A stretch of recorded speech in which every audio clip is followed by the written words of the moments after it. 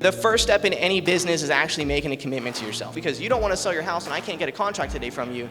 You're irrelevant and I don't need you anymore. That's a stupid marketing mistake.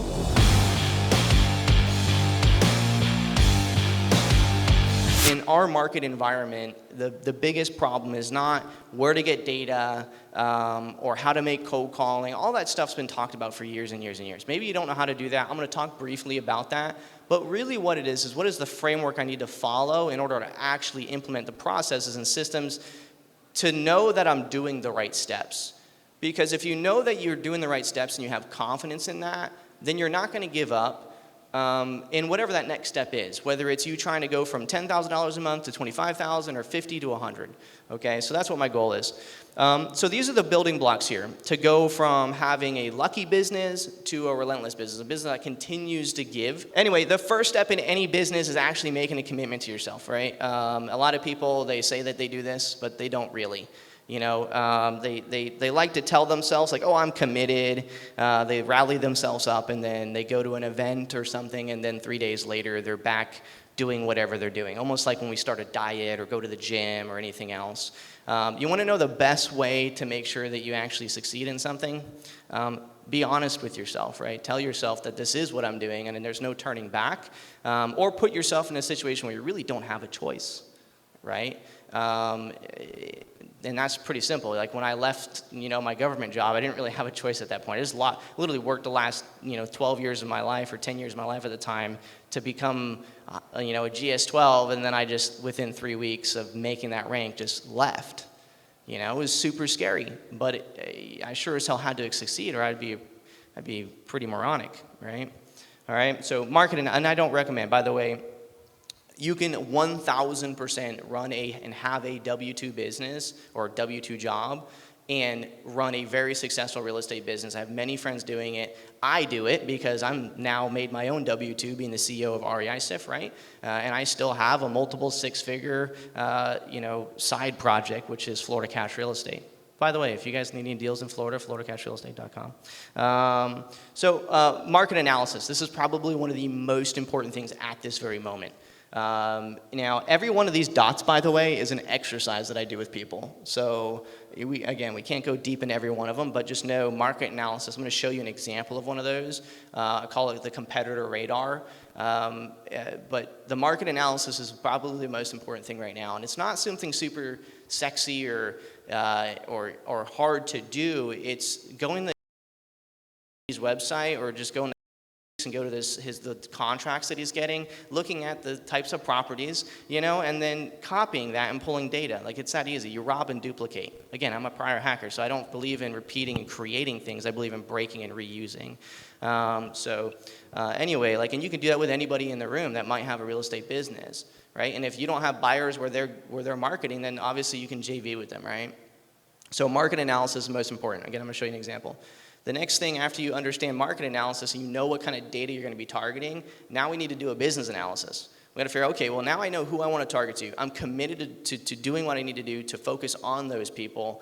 So now, what do I currently have in my business? Where am I at in order to be able to achieve that, right? Do I have money? Do I have time? Do I have a cold calling platform? Do I have REISift? Do I have, what do I have right now that enables me to do that the best way possible? It might be education, it might be something. How do I succeed in that? All right. The next thing is marketing priority, because you did a market analysis, and the market analysis might have told you that, hey, absentee owners that live out of state that have properties between 1920 and 1960s in these zip codes is probably the hottest area right now. But that might be 7,000, 8,000, properties. So what do? Well, you look back at your business analysis and you realize, well, I can't mail that many people. I don't have the budget for that, or I don't have X, Y, or Z. You might not be able to actually hit all those people. So we got to take that 7,000 individuals and we got to do what any marketer does. And again, if you're not a prior marketer, it makes it difficult to know that this is a thing, right?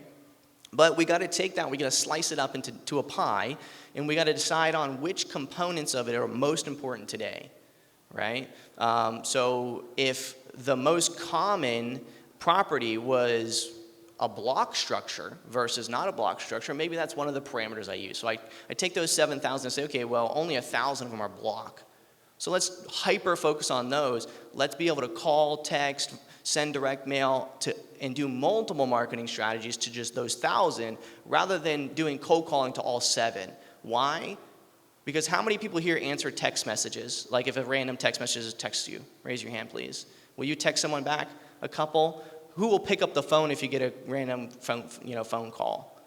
More people will pick up the phone. How many of you always look at your junk mail, whether it's like minus an envelope? A lot of the times we don't, we just throw the envelope away. But if it's a postcard or something like that, do you always at least look at it, or do you not look at it to see if it's important? You look at it? Raise your hand for me if you look at it. Everybody almost looks at it. All of us skim the mail, okay? And so this is important. We always, even those ones you get from the car dealerships have a little key on it sometimes? I read those even. I know I'm not ever going to take the key, but it's fun to take the key and scratch off the little thing, give it to my daughter or whatever, So it's still something you look at. Why is that important though? Because most people here would say, I don't send mail because of why? What was it? It's not going to work. That's one. No one's going to read it. It might be another. Expensive. That's the biggest reason you say it's expensive. But that's because you're thinking of the 7,000, right? Not the 1,000. And so you've never probably actually projected out what that is. In my market, my primary market is Okaloosa County, Florida. We get roughly 60 probates every single month in that county, new probates. For me, just to mail probates, every single week that they came out, and every single month follow-up for 12 months, guess how much that would cost me? Roughly. Any guess? 500? That's even probably high. But yeah, probably roughly about that. To mail 200 people to mail my new records every single week, and then 200 a month for 12 months would cost me less than $6,000 for the whole year. That's every probate, every foreclosure, every eviction, every arm's length transfer in Okaloosa County. That happens every single month. So when you think of it that way, you think, okay, annually, in those problems, $6,000 in direct mail annually, that's not a lot of money at all, comparatively to what's possible. So again, marketing analysis, business analysis, and then marketing priority, huge. It's the pillar stone of what it is that is the plan. In any other business, you'd create a business plan or something like that. You'd write it up if you ever had to do that in college, and it's like 50 pages, and then after you start the business, you realize that it's useless, and you throw it away. Well, we just got to do a little bit of that here, okay? Primarily because we're using our own cash here right away, and that's a valuable asset to us. Every $1,000 that we put into our real estate business is $1,000 that can go into S&P 500 or a Vanguard index that in 20 years from now will be worth a lot more if I failed today. So how do we fix that? Well, number one, don't fail. And number two, don't give up, okay? All right, so data process. So the next important thing is how do we actually bring in the data? All right, we got to bring the data in. All right, and there's an efficient way to do this, and there's a very inefficient way to do this. All right, I'm going to show you how to do that then. I'm going to speed a little bit faster through these ones now. Marketing systems and SOP. So once you understand how to get the data, now we got to understand how do we market to this consistently in a very consistent, repeatable process to where there's zero waste, but I'm hitting the most amount of people as possible in a omni approach. Omni means multiple, okay? Call, text, voicemail, direct mail. How do I hit the core people I need to target in all those strategies, plus then be in front of them online and be there when they want to search for me? The only goal that you have right now that I want you to change the way that you're marketing to homeowners is stop thinking about yourself and thinking about how do they want to be spoken to. How do they want to reach out to me? Not, for example, if people are cold calling right now, what do they say if they say you're not in? Oh, yeah, you got the wrong number. Okay, wrong number. Oh, hey, yeah, I'm not interested in selling. You're like, okay, well, you're useless to me. That's the mentality that most people have. They think because you don't want to sell your house and I can't get a contract today from you, you're irrelevant and I don't need you no more. That's a stupid marketing mistake. That's a correct number to a homeowner that most likely within the next 5 years will sell their home. Okay?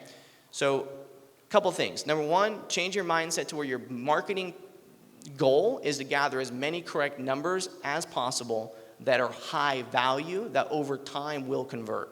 Because you're not interested today is what makes you not have to spend money on marketing tomorrow. Okay? So I want you to change the way that you're thinking about that. And the only way to gather as many correct numbers as possible is to increase your contact rate. With only cold calling, you're going to be stuck at about 20%. You pull 10,000 records, you're going to reach maybe 2,000. There's 8,000 people that you're never going to reach via cold calling ever, because they won't pick up the phone. It's never going to happen. But you add SMS in there, now you're going to reach another 10, 15%. You add direct mail in there, you're going to add in another 2 or 3%, right? But every level of those have a different level of motivation on why they're calling you. And at the same time, you're also building that social brand and presence through retargeting online and all these other things, okay? All right, moving on. Next thing is lead management. Lead management process. A lot of people overcomplicate this. You need to know that you need to make a call, so a task, okay? And you need to make the call. Drip campaigns, all that crap, just get it out your damn head. If you're one of those people that are like, I need to go high level because I need to automatic drip campaigns and everything, you're wasting your damn time. That is not your problem. That is an emotion. You're building those emotions because you want to be an entrepreneur with this business that you don't have to be in and all this other stuff. You need a good person to make the calls. Hidden secret here. Anything that you don't have to do as a business owner becomes automated. So if you're going to hire someone in your business to do lead management, guess what it is? Automated. If that person wants to complain about like, oh, but I got to like do this button, I got to click here, you got the wrong person in your business. Period. Okay? So please don't get trapped, especially right now with 10DLC A2P. Drip SMS follow-up is not the answer. Okay? I promise you. All right, acquisitions system. Now, there's a use for it. I'm just saying the number one 90% that people think of is 7 years ago. Okay? It's not today. It's not relevant. All right? Acquisition system, SOP, again, it's just make an offer task. Get in acquisitions or get yourself to wake up, check your CRM. Do I have a task to make an offer today? And if I do the underwriting and make the offer. It's that simple. All right? Dispositions, same thing. Transactions, same thing. Gap analysis. You got to have a process in your business to analyze failures. If you see that you're marketing the probates and you call someone and said, oh, I sold the property. Gap analysis. You need to figure out why you didn't buy it. Did you ever get a hold of them? Did you ever market to them? Right? What was the reason that you didn't get that conversion? Through the ability to reverse engineer your business, you will elevate. Trust me, this is like how governments operate. All we do is use intelligence to go reverse engineer other people's aircraft systems, computers, everything. We just bring it over and then we steal it and then we make it, we become better. That's like the world. And you got to do the same thing in your business at your level. There's always a level to, obviously, all these different things. And gap analysis and reverse engineering yours is important. You do the opposite, too. If you see someone else push a deal, so go and sign up to every other company's, deal pushes, their dispo systems, and watch when they push a deal, look at the address and see, like, hey, do I have that in my system? Because if I don't have it in my data, then maybe I'm missing something here. I'm complaining I'm not getting deals. Maybe it's because I didn't do my market analysis properly, or maybe it's been a couple quarters since I did a market analysis and the market shifted. In a market, what happens is it ebb and flows, okay? Just like right now, there's not as many people moving to California. There's a lot of people moving to Florida. There's also different areas inside a central market that also changes. So it might have, so why is this? Well, because there's turnover. 50 years ago, a community was built. Okay, now that all those properties are dated, the people that were living in them are churning over, aka deaths, and now it's opening up an ability for the flipper to be able to go in there and buy. But obviously that only lasts for a period in time, right? Because, people don't live forever, sadly, okay? So just remember, it's always changing. That change is typically quarterly or biannually on where that kind of hotspot is. Asset class changes too. When COVID was happening, townhouses became huge, and so did mobile home parks in Florida, or mobile manufactured homes. Why? Because a lot of people were moving outside of metro markets. they're trying to get the same home they had, the single-family residence, out further with more land, which made mobile homes become a lot more popular and a lot better of an asset.